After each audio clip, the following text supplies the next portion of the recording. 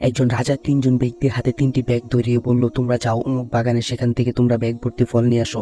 তারা এই হুকুম পাওয়ার পর সেই বাগানের উদ্দেশ্যে রওনা হয়ে যায়। যখন তারা বাগানে প্রবেশ করলো তখন তারা বাগানে অনেক ফল দেখতে পেল। প্রথম ব্যক্তি চিন্তা করলো, রাজা যেহেতু হুকুম করেছে ব্যাগ ভরে ফল নিয়ে যেতে হবে, সে এই চিন্তা করে সে ব্যাগ ভরে ফল নিয়ে যায়।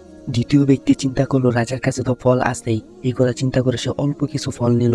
আর তৃতীয় ব্যক্তি যে ছিল সে চিন্তা করলো, রাজা হয়তো আমাদের সাথে মশকরা করতেছে, এটা চিন্তা করে সে কোনো ফলই নিল না।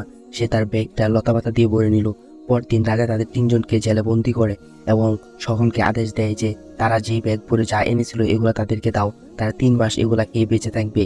প্রথম ব্যক্তি যেহেতু অনেক ফল এনেছিল তাই সে অনায়াসেই 3 মাস পার করে দিল বিনা কষ্টে সেই ফলগুলোকে। দ্বিতীয় ব্যক্তি যেহেতু অল্প ফল এনেছিল তাই সে কষ্ট করে এই ফলগুলোকে 3 মাস পার করে দেয়।